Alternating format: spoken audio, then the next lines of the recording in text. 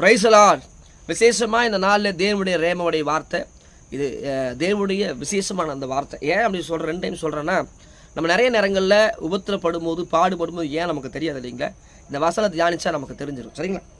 சங்கீதம் 38ஆம் அதிகாரத்தினுடைய 1ஆம் வசனம் பாருங்க.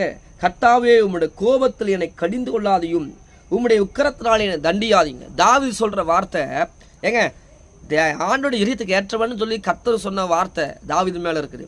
என் இரியத்துக்கு ஏற்றவன், இவன் என்னுடையவன் சொல்லி அந்த அளவுக்கு அத்தாரிட்டி பண்ணுறவர் தாவீது. சாதாரண ஆடு மேய்க்கிறவனை தேவன் ராஜாவை உயர்த்தின ஒரு பெரிய மேன்மை நம்ம பார்த்துருக்குறோம். ஏன்னா சாதாரண ஆடு மேய்க்கிறவன் அவனை கர்த்தர் தெரிந்து கொண்டு அபிஷேகம் பண்ணி ராஜா உயர்த்தினார். ஆனால் அவர் மேலே தேவ கோவந்துச்சு, வாதை அனுப்பப்பட்டுச்சு. தேவனுடைய வாதை அனுப்பப்பட்டுச்சு.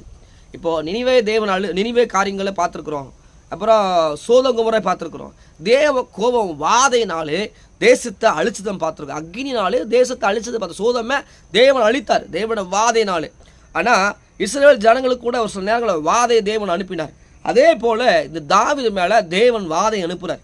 இது வாதை, தேவ மனுஷன் மேலே தேவன் வாதை அனுப்புவாரா? தேவன் நம்ம தன்னுடைய தேவ பிள்ளைய, அவருடைய பிள்ளைய கர்த்தர் வாதையினாலும் தண்டிப்பாரா அப்படின்னா தண்டிப்பார். இந்த வசனம் தான் சொல்லுது, உம்முடைய அம்பு எண்ணில் வந்து தேய்க்கிறது, உம்முடைய கை எண்ணுக்கு இருக்குதான்.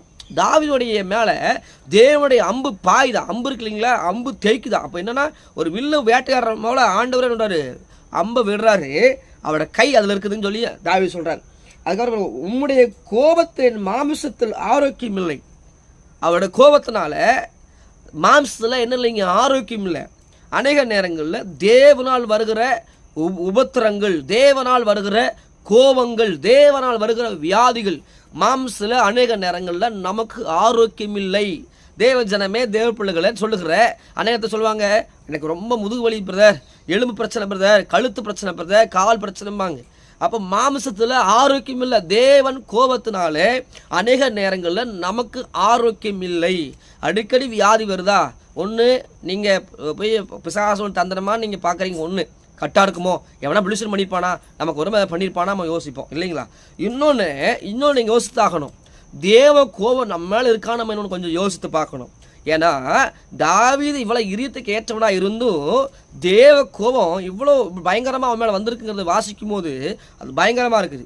பாருங்க எப்படி சொல்கிறார் பாருங்க, உம்முடைய உக்கிர கோபத்தினாலே, அவருடைய கோபத்தினால என்ன பண்ண, அவர் கோபத்தினால என்னை கடிந்து கொள்ளாதீங்க.